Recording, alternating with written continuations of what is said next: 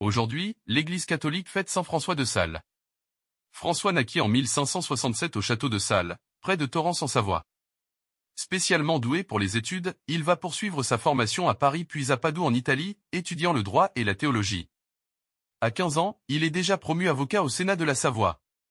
Ce jeune si brillant est cependant un angoissé, torturé par la doctrine de la prédestination.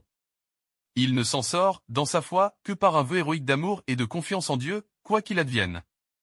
François de Sales devient à 35 ans évêque de Genève. Il est chargé d'une mission fort délicate, reconquérir au catholicisme les régions devenues calvinistes.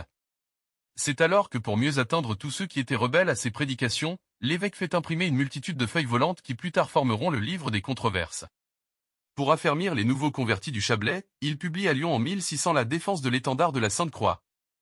L'évêque, qui s'est donc spécialisé en publicité, connaît l'épreuve de ne pas pouvoir vivre en sa ville épiscopale de Genève, passée à la Réforme. Saint François de Sales, priez pour nous. Évangile de Jésus-Christ selon saint Marc.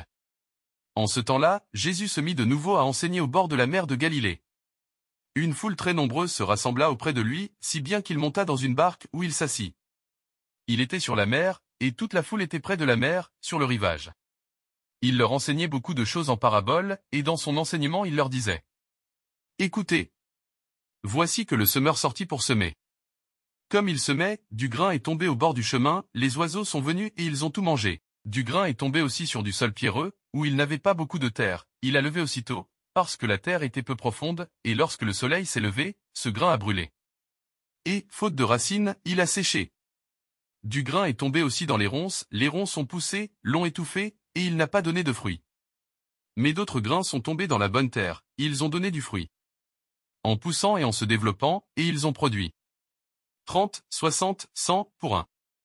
Et Jésus disait : Celui qui a des oreilles pour entendre, qu'il entende. Quand il resta seul, ceux qui étaient autour de lui avec les 12 l'interrogeaient sur les paraboles. Il leur disait : C'est à vous qu'est donné le mystère du royaume de Dieu, mais à ceux qui sont dehors, tout se présente sous forme de paraboles.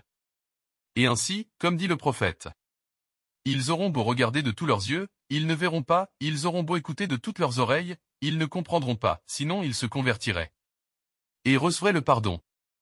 Il leur dit encore : Vous ne saisissez pas cette parabole ? Alors, comment comprendrez-vous toutes les paraboles ? Le semeur sème la parole. Il y a ceux qui sont au bord du chemin où la parole est semée. Quand ils l'entendent, Satan vient aussitôt. Et enlève la parole semée en eux. Et de même, il y a ceux qui ont reçu la semence dans les endroits pierreux. Ceux-là, quand ils entendent la parole, ils la reçoivent aussitôt avec joie, mais ils n'ont pas en eux de racines. Ce sont les gens d'un moment, que vienne la détresse ou la persécution à cause de la parole. Ils trébuchent aussitôt. Et il y en a d'autres qui ont reçu la semence dans les ronces. Ceux-ci entendent la parole, mais les soucis du monde, la séduction de la richesse et toutes les autres convoitises les envahissent et étouffent la parole, qui ne donne pas de fruits. Et il y a ceux qui ont reçu la semence dans la bonne terre.